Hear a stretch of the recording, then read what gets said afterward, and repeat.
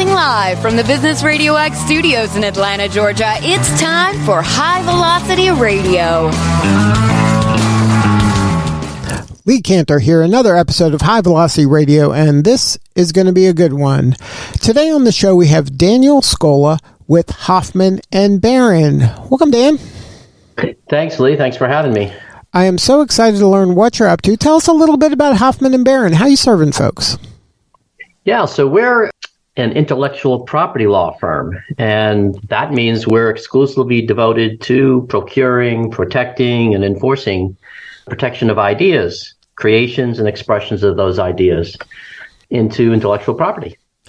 Now, in today's world, intellectual property seems to be an area, there's a lot of gray area in terms of what is my intellectual property, what is kind of the public's intellectual property. How is it defined, number one? And number two, how can you possibly protect it? Well, there are very good vehicles for protecting it. And, they go back to the constitutional mandate that if you exchange your ideas and teach the public how to do certain things, the government will, in return, give you a limited monopoly for a short period of time. So, for example, there's different vehicles that protect things like patents protect inventions, for example, and you get 20 years of protection.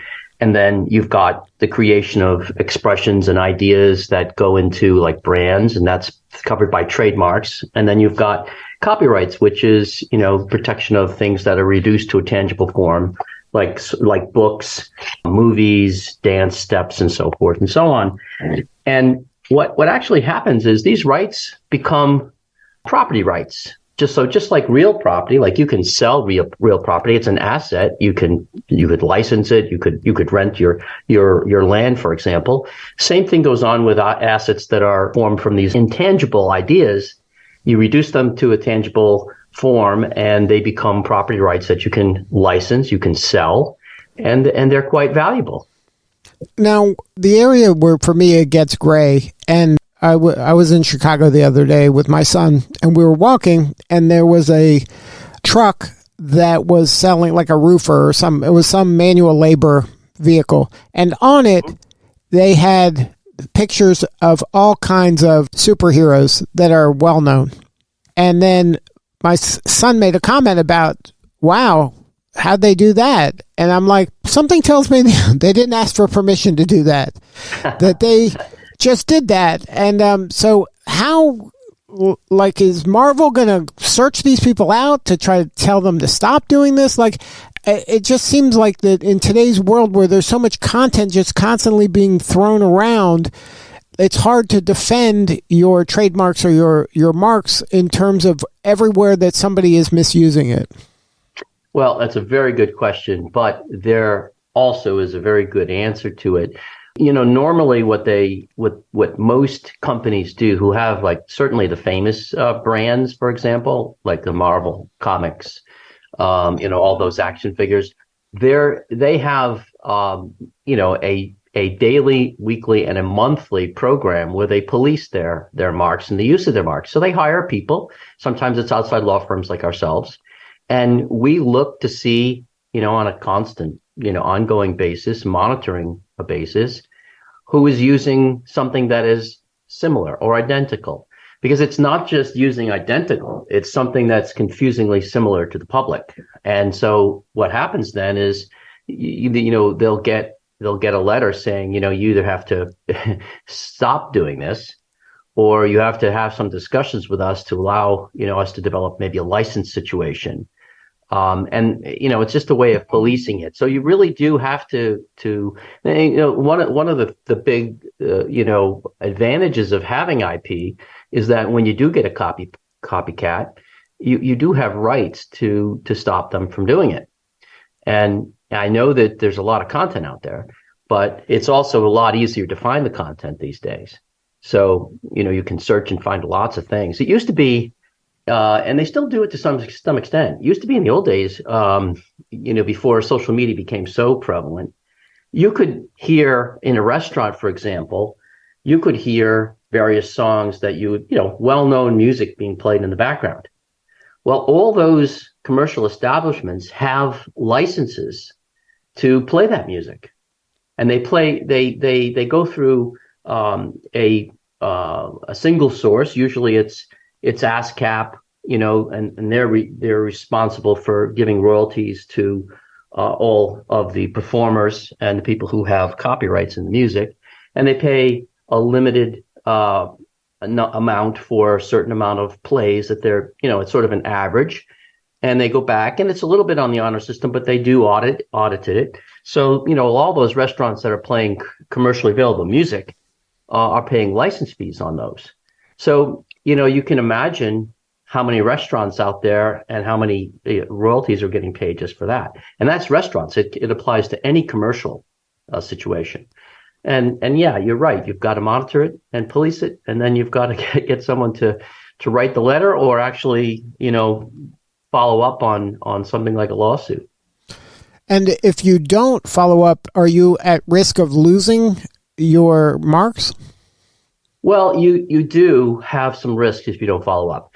So, for example, in the trademark situation, if you allow someone to exist so long, it becomes more difficult to make the argument that, the coexistence is creating an issue for you, even though there's infringement. I mean, you can still get them off, but it's always almost like, for example, in patents, the patent area, if you have an invention and you have a patent on it and there's infringement, and you don't follow up on that for a period of time, usually it's a 6-year period of time, there's a doctrine called laches, which means you basically sat on your rights, you didn't enforce them, and now you can't enforce them. So yeah, you have to pay attention. If you're going to have an asset, it's very much like if I have a house sitting empty on a lot and I do nothing with it and I just let whoever wants to go live there, I'm sitting on my rights. I have the right to charge them rent, but I'm not. Not a good thing to do in any field, and also the IP field. It's the same way. Can't do it. So you really should pay attention. Look, it's an asset. These are valuable assets. They're property. They can be licensed. They can be sold. They increase the value of your company. And by the way, whenever you're looking for money for an investment, IP is right at the forefront. They'll say, okay, what is your product or what are your services? And then is it protected by, IP? Because IP represents a barrier to the public getting in. So normally you would say, I have IP and here's what it is. And they would do an evaluation. They say, oh, well, the people shouldn't be able to get to where you are easily. They have to redesign something. And that's going to cost them money, and that's going to take time. So you'll be out there for a while, first in the market. We'll invest in you. And that's sort of the thought process. Now, is the recommendation for maybe a startup or a new firm, even a professional service or consulting firm, to develop some IP that is uniquely theirs? Will that help them in the long run maybe get more value down the road if and when they sell? Absolutely. IP always increases the value. Sometimes it's exponential. I can tell you many examples of situations where startup companies have come to me and to my firm, and we've worked with them to develop an IP portfolio. So it becomes, a thicket of little, think of them as little land masses, where people have to figure out how to walk in between these land masses so they don't step on your IP because they don't want to infringe. And nobody wants infringement, right?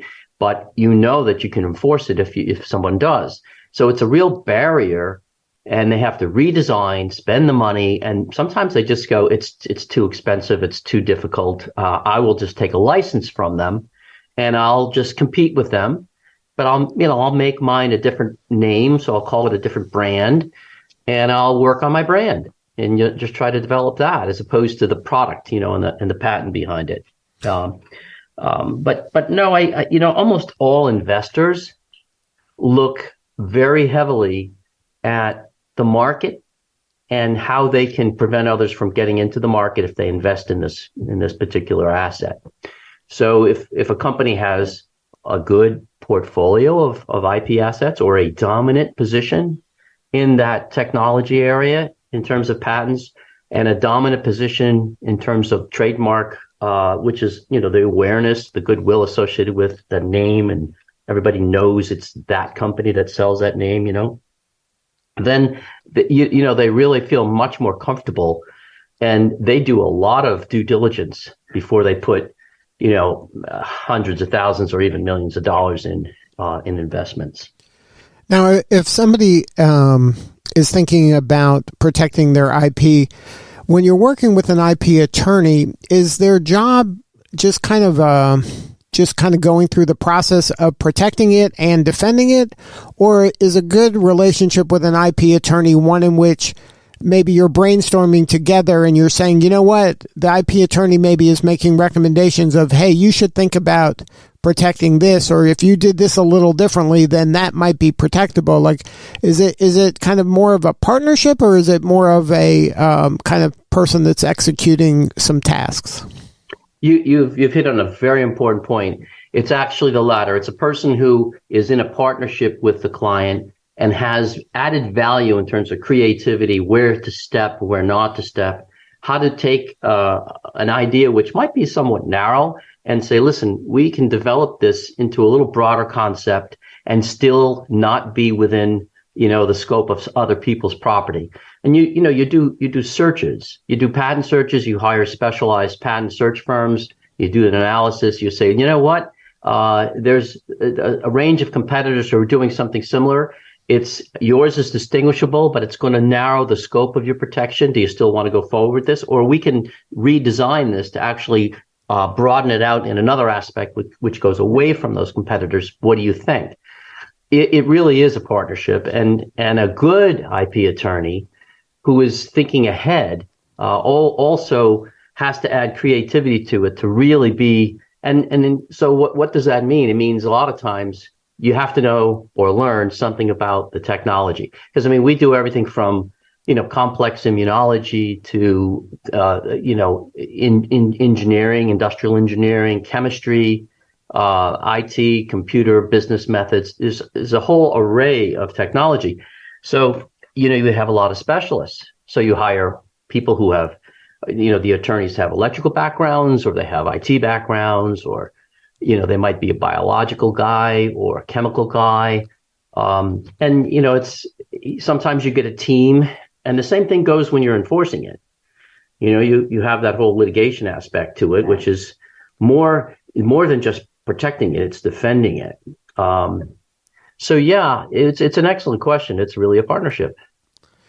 And when you're working with clients, is your client maybe the business owner, or sometimes are you working with like private equity firms or venture capitalists who might have a portfolio of clients that it might be more efficient to work with, one IP attorney firm in order to help my whole portfolio of clients rather than, one at a time? Well, it's the portfolio management, like with investors. What we're looking to do is work with investor groups who need an evaluation of all their IP, because we have different departments which can handle that. But the idea is you want a consistent, source of judgment in the evaluating of the IP. So, we work with, we do diligence for investment companies, but we also do a lot of work for, universities, large companies, small companies, startups. I love startups because, and I love the due diligence which comes when, investors are looking to put money into startups, because that's where I feel I can be particularly creative and add value. And I have a lot of experience judging when something is going to be too close to for comfort, and that you need to change something so you don't get into a situation which is uncomfortable, like maybe a litigation, or maybe someone, saying the product isn't differential enough. And, but we work with all kinds of and all levels of people, including some individuals and professors and, inside guys. The business guys are fun to work with. Sometimes it's a small company and the top business guy will come. And, if they're a really sharp entrepreneur, it's a pleasure to work with them because they understand what it means to take, prudent risks. They also know when they see creativity, they latch onto it. So, it's a fun area to practice in, I have to say. And, you have to be able to trust experts. And so this is our expertise. But when we talk to inventors, for example, or marketing people, they're experts at what they do. So it's a nice integration of, expertise coming together when you work together, like in a partnership like that. Now, can you share a story? Don't name the name, but explain maybe the challenge they had or where the opportunity was where you were able to add value, maybe make a recommendation that took their business or their idea to a new level. Sure. Actually, I won't name the name, but it's a company that was a one-person startup, and now it's a public company, and it is a leader in its field, and it's in the pharmaceutical area.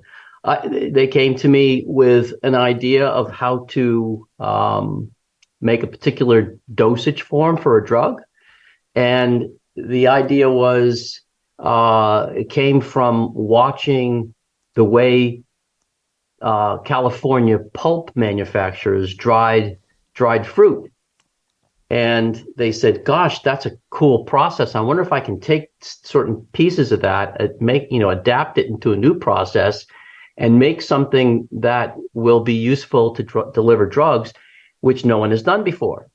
So in evaluating that, I found that there was it was just a huge amount of prior art, but in other words, patents and disclosures in different publications, which talked about, this particular delivery system that this client wanted to make. But they never described how they went about to make it. They would describe, well, we have a product and here's what the product, is made out of, X, Y, and Z. But the process of getting there was never described. So what I had suggested to them is focus on that process piece, because if you can dominate a process of making it, nobody else has that. And then they all have to go through your patent to do it. And that's exactly what happened. We got coverage on the particular, and it had to do with uniformity of content. So when you go to make a dosage form, the FDA wants to make sure the public is getting whatever the label says. If it says 10 milligrams of a certain drug, you want to make sure that there's 10 milligrams in there with a small variation, one way or the other, plus or minus. But when you were doing that particular dosage form, happened to be a film, like a small film. I mean, years ago, give you an idea what a small film is. It's like a 1 inch by 1 inch, very thin film you'd put on your tongue, and that's how you got your dosage form. They were making Listerine pocket parts. If you remember, Listerine used to sell a little thin strip you could pull out and put it in your mouth. Mm-hmm. You saw them some years ago. Yep. Well, it was similar to that, only they had to have uniformity of content. So the drug in each one of those strips had to be the same amount of drug that they said it was in it, and each one of the strips had to have that. Now, when you go to make, they're not making individual 1-by-1 strips. They're making hundreds of thousands of yards of film and then cutting it. So how do you make sure that every 1-by-1 inch film cut has the right drug in it, the right amount that you were saying it does? So that was their invention. So when I saw that, I said, don't worry about the compositional nature of it. Go and try to get the best coverage we can get. And sure enough, they have, several hundred patents on it. They're a public company. We still represent them. And that's an idea. I'll give you another quick one, very quick, if you like, on super glue. That was a patent one I just gave you. Mm-hmm. This will be a trademark example. Okay. So you're familiar with the trademark super glue? Sure. Yeah, most people, they know super glue. Well, when I was a fledgling attorney I had maybe a couple of months experience. I was on the ground floor when the guy who came up with the name super glue came into me, and of course I was assigned to him. So he came in, and he was a big marketing guy, and he was heralded to be this real marketing genius. So I was a little intimidated by the guy at the time because I was just brand new, and he was asking me all these questions. But the one question that he asked me was, what do you think of the name Superglue as a trademark? And I knew this much. I said, I think it's great from a marketing perspective, but I don't think it's protectable. And he said, why not? I said, well, to be protectable, it has to be something that it can't be generic, right? Because no one can own the rights to a generic name like glue. Glue is a generic name. And it has to be something that's fanciful, that doesn't describe the product. That's what most people get confused. Trademarks should not describe the product. They're really adjectives, but they don't describe the product per se. And super was just saying, well, it's kind of a laudatory thing saying it's pretty good glue. And, you would not get that trademark through. So I said to him, I don't think it's very protectable. He goes, well, I don't care. I'm putting $10 million into this program. And we'll just beat him on the market side. I said, okay, we'll do our best from the legal side, but I think it's going to be difficult. So he didn't listen to me, but he did listen to me. And the reason I said he didn't, because he launched the product, was very, very successful. The reason I said he did listen to me is because very shortly after that, he left the company and he started his own company called the Superglue Corporation. and we sued him and we basically lost because it's a terrible trademark. Trademarks, look at the word Tide. That's a pretty famous trademark, right? Right. Tide. It doesn't describe what the product is. It's a great mark. It's very fanciful. It's like, well, it gives you the connotation of suds. Like when you see the ocean waves come in, they look like, the tides come in. It gives you that suds, sort of foamy action. And so they named their detergent that way. And everyone knows Procter & Gamble makes Tide. And you've got to enforce it. And going back to your other question real quickly, Velcro is a very well-known mark, and it was almost in going generic because of misuse. People would refer to say, "Give me I'd like to buy some Velcro." Really, it's a hook and loop structure, and the brand is Velcro. So people were identifying it like Velcro is a noun, and if you said Velcro brand, fine, okay. IBM went through this Xerox went through this with photocopying. Everyone would say, make a Xerox copy of this. Well, there's a lot of different copy machines out there. So Xerox put a whole marketing program together saying, don't misuse our trademark. If you misuse the trademark and you let people do it long enough, you will lose it. So did you know that escalator was a trademark that went generic? I didn't know escalator. Yeah. I imagine Kleenex was one. Kleenex, right? Kleenex, I'm not sure if Kleenex still may be. I'm not sure it's generic. I'll tell you what really is surprising. It was surprising to me when I learned it. Adrenaline was a trademark. In fact, it was a trademark of a company I once worked for, which was the Warner Lambert Company. Adrenaline was the trademark for epinephrine. So, and everyone uses adrenaline now to get your adrenaline going. Well, right. Drink some coffee and you'll get your adrenaline going. So they created their own word that's now that's amazing. And that's what trademarks are great on. You be creative. You can come up with some great names.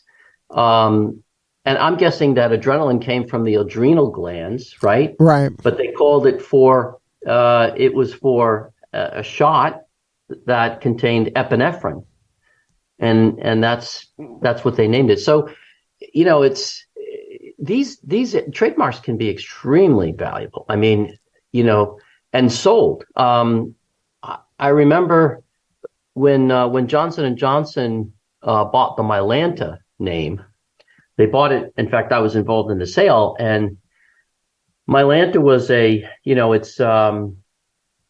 had a distinct color on the bottle. It has a distinct name and so forth. And they, even the color of the bottle in combination with the name was a protectable thing under trade dress. It's part of the trademark, genre of protection. So, IP can really be a fun place to be if you create. And the one thing that entrepreneurs don't do usually early enough is get their IP, because once they disclose their idea, if that's not under a non-disclosure, it's gone. You can't protect it anywhere. I mean, you get a little time in the States. They give you a little grace period, but you always have to file first if you're going to get the best out of your IP, because you never know if you're going to misstep otherwise. It's just it's much safer. So what do you do if you don't have the money? You have to have the money early enough. You got to get some money to get some IP early enough, or you will really be sorry later. And there's many stories I could tell you where people come and there's not a lot you can do with the early stage stuff they had now, which was excellent, but now can be copied. So it's just a lesson, for entrepreneurs. So now, who is the ideal client for you and your firm? What is that perfect fit client for you? Well, I think between companies where they're really technology driven, and that's really independent of the size, and they really have a lot that they want to do in the IP side. That's the kind of client, because that's where you can have the most room for being creative. I love the due diligence aspects. I love evaluating IP and creating it. So, investment firms, like large companies, that large investment companies that are looking to buy, and companies that are looking to get new IP. They could be small firms, could be medium-sized firms, they could be large firms, and we have all of those. Small investors, big investors, a lot of times people think, well, patent firms, they really just deal with single inventors who come in who have got a better way to slice bread. That's not really the bulk of the work that we do. We certainly do some of that, because there are investors. I mean, it takes a little bit of money to get some patents going. So, you can't think you're going to get, have a patent with, that's going to cover anything for a small amount of money. It just doesn't happen. You have to know you're in for it for the long haul. You're getting a monopoly. So, you got to pay for a monopoly. It's not a free thing. Right. So, but these larger entities like a VC firm, private equity firm, a university, where they have a lot of intellectual property, or potentially could have a lot, that's a good fit for you to have conversations with? Absolutely. Yeah. Now, if somebody wants to connect with you or your firm, is there a website? There is. It's the Hoffman Baron website, www.hbiplaw.com. Or you could put in Hoffman Baron and you'll see it come up on any of the search engines. And the firm number, is on there as well. So. And you're open, if they go to the website, they can find information to connect with you, maybe learn some things. Absolutely. Yeah, absolutely. You can go and do some, there's a blog page where you might be able to, there's I know that we have some basics on, why should I get a patent? What should I do? When is it a good time? And then if they just want to give a call or an email, I can answer them, or we can get people, other attorneys who might specialize in that particular question. So. Well, Dan, thank you so much for sharing your story today. You're doing such important work, and we appreciate you. Bro, thank you, Lee. It was a pleasure to be on. All right, this is Lee Cantor. We'll see you all next time on High Velocity Radio.